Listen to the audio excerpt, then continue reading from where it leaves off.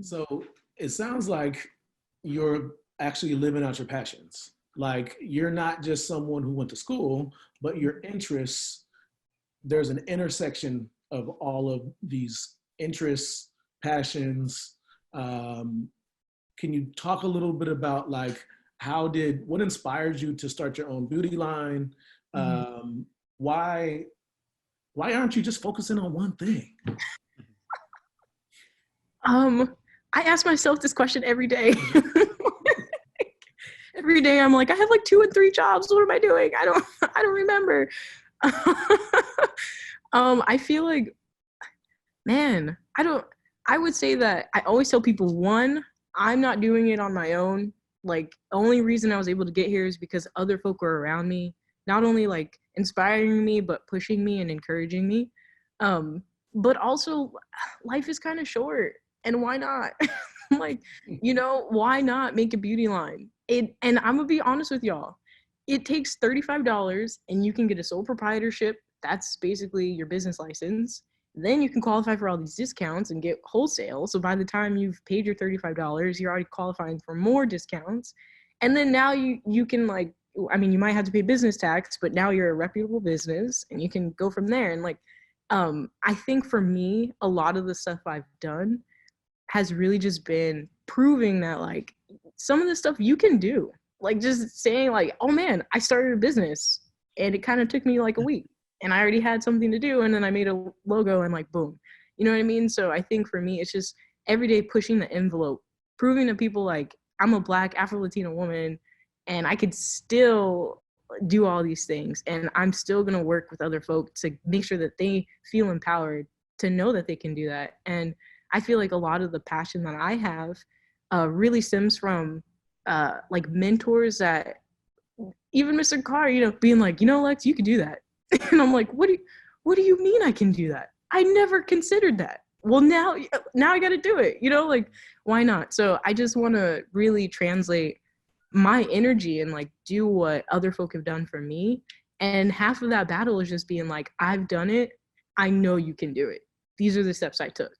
And I feel like without my mentors who have done a lot of the stuff I've done and who are telling me like it's attainable, you can get there, these are some of the steps, I wouldn't have known. So I'm really hoping that by the end of this time, when I choose one thing, I'll have a know-how about a lot of things. And so when someone comes to me and they're like, oh, how did you do that, Lex? I'll have like a step by step I can give to them, which I think, man, that cultural capital, the social capital is so important. And I'm just hoping at some point I can be that for other people. I've got a So, question for you. go, Can I? go. So just following up on these steps that you took, I'm interested in the college education and then this life work that you're developing. Oh, Which one came first? Was it like, did you have this idea that you want to do the beauty line and this kind of work, and then you used your college to get you there? Or were you exploring these issues in college, and then at the end you sort of found, well, I'm interested in this one area, let me pursue that after I've graduated? Like, how did that come together? right. So I always say my path is not linear at all, but the like key points and the key goals are always constant throughout. So like after Preuss, I went to UCSD, and biology, environmentalism, STEM has always been really important to me. So I decided to pursue that. But not only was I doing that, I'm also in leadership positions in the Black Student Union. I was on biological research papers, things like that. So for me in college, I gave myself the space to really explore and get all of the, like, I was just trying out all these different things, gaining skills that I'm like, I don't know what I'm going to need this for, but I really think this is going to be important in the future. And I think that in college was when I really started to feel that, one, I didn't want to go into academia because when you start getting to the higher levels, it's no longer about, this is my opinion again, it's no longer about teaching. At some point it's super elitist, and there's a lot of information that I think people should just be given. I don't think you need to go through hoops. Like, I think you should know that. So that was like a cornerstone for me. And then I also felt like sustainability, it was more than just a group of for lack of a better phrase, like tree huggers sitting in a tree. I'm like, no, sustainability is a way of life for a lot of people, and it's always been. And a lot of times it's survival. So that was like number two. I was like, okay, cool. I'm starting to figure out the things that I want. And I love to teach and I love to talk to people. So it worked out for me. So I took those three things and that I learned about myself in college. Then I went and taught. So I taught at a nonprofit, El Marine Institute of Science, which is also in Southeast San Diego. Again, I'm from Southeast San Diego. So it's almost like, it's like a full circle. I come back to the space. So I taught, I learned some more about what I wanted to do. And then I went back to school to get a certificate because I was like, man, this is really cool. This is going to help me out. And so I say all this to say there was no clear plan in the beginning, but I was able to bring all those things together. And like, for me, at least, I'm still really young. So every day it's a constant, okay, how do I figure this out? This is something I'm passionate about. Sustainability, self-love, self-care, body line. I'm going to do that. Cool. That's done. I really care about my community. I really care about educating people, bringing them to resources. I found this job. Now I work at a place where that's my main job. Okay, perfect. It aligns with what I want. I'm going to pursue that. So that's kind of how I've been doing things, just making sure that I get my cornerstones. And if it satisfies that, then I'm going to try it out. And if it doesn't, I am not worried about walking away ever. It sounds like you knew yourself well enough to know what, like, that compass. And as things fell into that, you took them on, not knowing where they're going to lead, but you just know where you're heading. So they're just natural that those things fit together. Right. I would love to take a video, someone make a video of you talking about these things and your trajectory. And I would love to show it to all my students and say, like, I don't know what to do in my life. What do you care about? Right. Here's somebody. We just did. We just did a video. I know. Yeah. So somebody splice this together. I want to show all my students everything you just said. Yes. And I feel like the misconception is you're going to go to college, you're going to figure it all out. And when you get out, you're just going to know. It's just going to somehow, like, there's going to be light and there's going to be music in the background and you're going to know this is a thing. But I've talked to so many folk who are like, my mentors and mentors of mentors, and they say the same thing.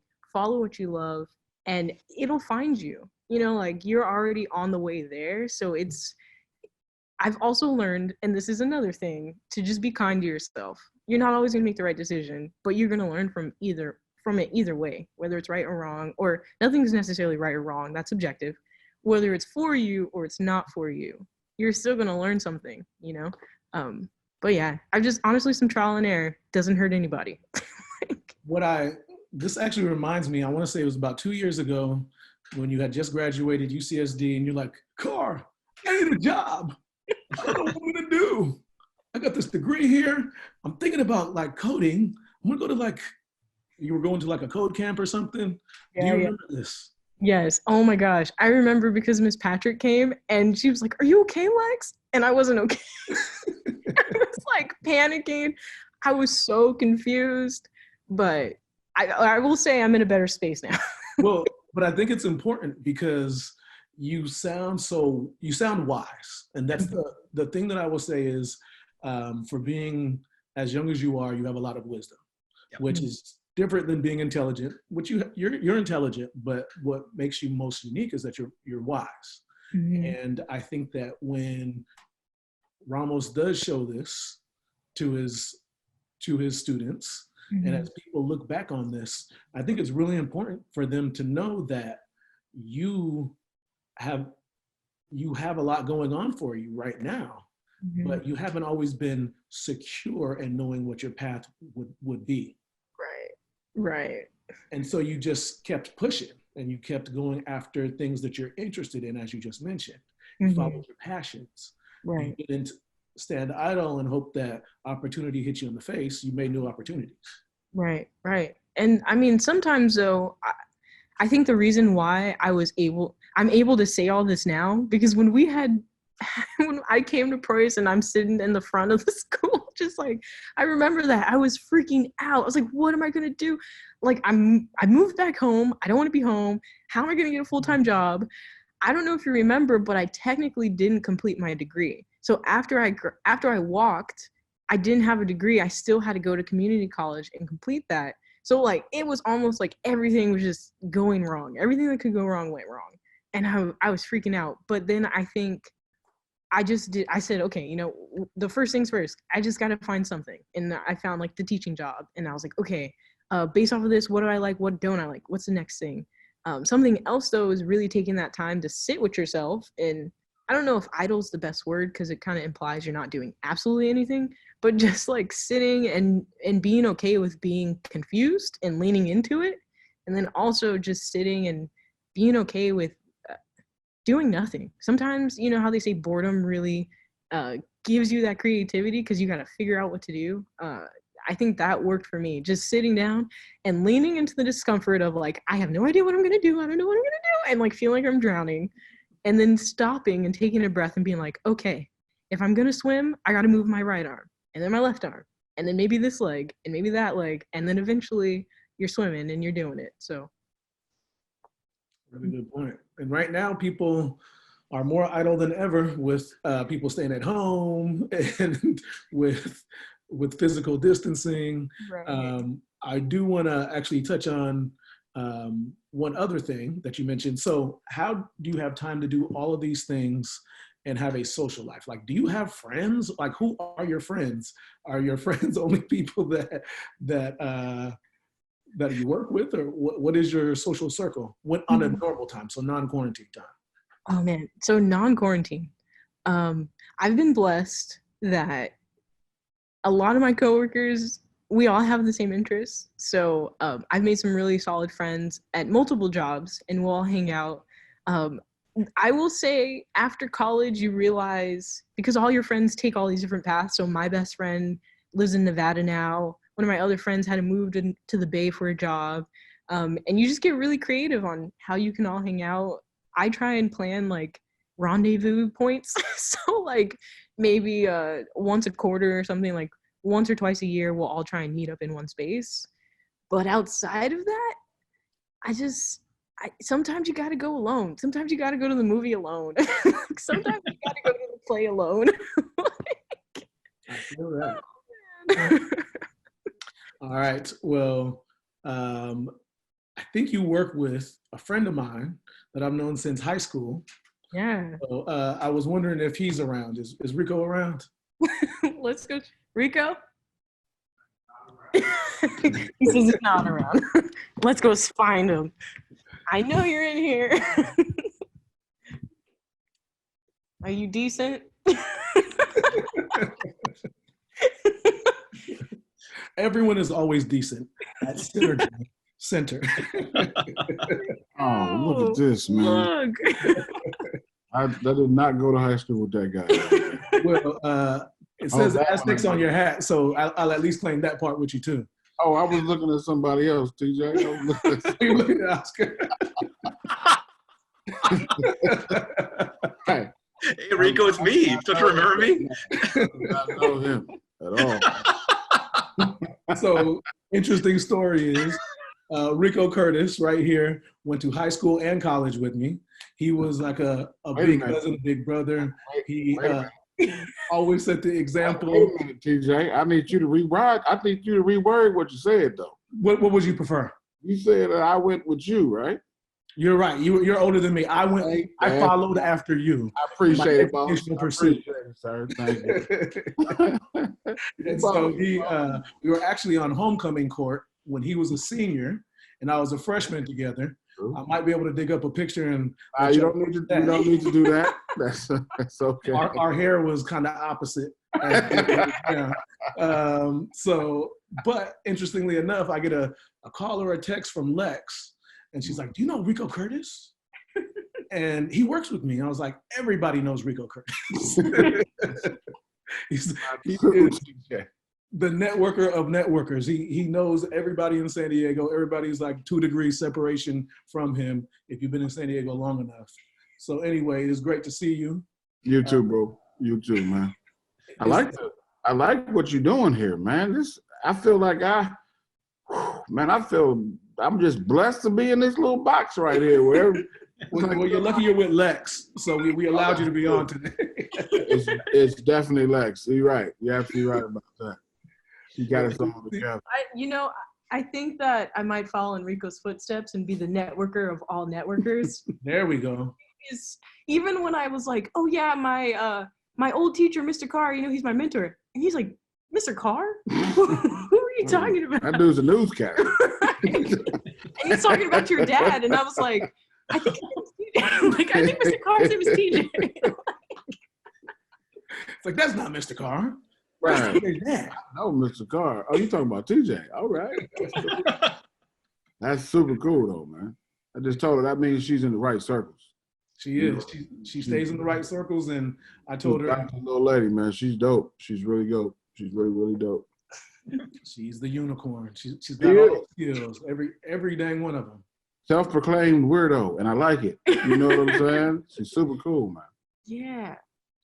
Well, all right. It is great to have our circles unite, and I think that this actually shows a lot about networking, where we do need to stay in contact with each other. We all need to realize how much better we are together and how our circles expand and our opportunities expand when we just treat people right. Right. All right. All right, Rico, I appreciate you. Oh, no doubt. I got to go. Somebody trying to come in the door, I guess. Oh, okay. He's got work to do. All right. Well, we're going to actually wrap it up by you telling us any new skills you've learned in quarantine. Okay, so I would say, man, the funny thing is, and I'm going to be completely frank, when quarantine first happened, I was still working as if it wasn't happening. So I honestly was just able to really process what happened probably this past month. And considering that it's been like almost almost 5 months of quarantine, I think the best thing I've learned is really just taking that time out to just sit and do nothing and just enjoy and like experience what you're feeling. I will say that now I've been really focusing on like setting intentions and manifesting what I want. So whether that's like using a vision board or setting a candle in the morning so that you can set your intentions and then you start your day. That's something that I really want to take from being in quarantine. And I'm really glad I can be back in the office now, things like that. So yeah, just learning more self-care, learning more self-awareness has been really powerful for me. And I think that's a lot of stuff I can take into the future. All right. Well, again, thanks for being on here. You are a multi-layered human being.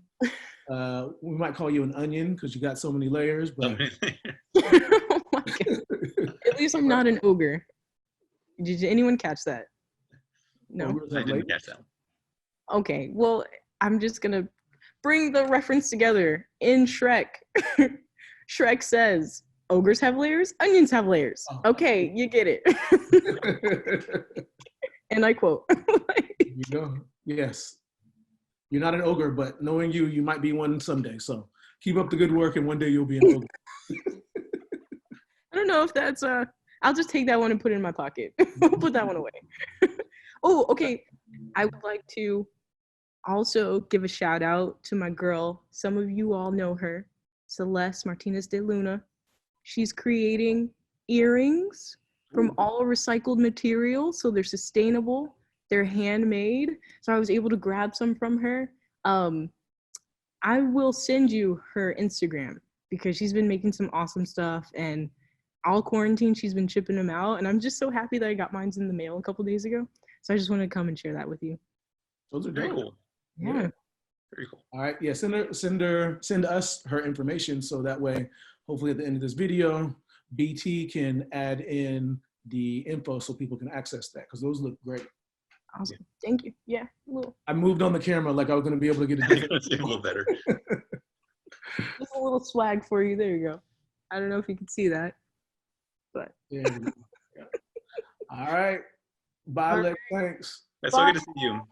I know I miss you all. Mr. Ramos, one last thing. I'm so sorry. I promise I will stop talking. But do you remember when I graduated from Preuss, you had given me the AP Government Award, and then you gave me the book, Sister Citizen? Oh, yes. Yeah. Okay, so I'm not going to lie, I didn't read it as soon as I got it. But in school, I had started learning from it. It was a part of one of my classes. Yeah. And I was like, oh my gosh. So then I end up reading it. And I feel like that book really influenced a lot of my politics and how I'm understanding and reframing my own identity. So I just want to give you a shout out. I really appreciate you for doing that. And I feel like you were giving me gems before I knew how to use them. So I appreciate it. That's so awesome. Oh man. It feels wrong to say I'm proud of you because I don't feel like I'm in a position to say that to you. I'm in awe of who you are and your inspiration. And I'm just, man, I'm just like, people like you make me so optimistic for the future. And I just can't wait to see what you do. You're amazing. Oh, I appreciate it. Y'all are the reason why I'm like this. I appreciate it. Now we're just happy to be able to contribute a little bit. But again, our reward is seeing your success. Absolutely. Absolutely. All right. All righty. Bye, y'all. Nice Everybody. talking to you. All right, bye. Good talking to you.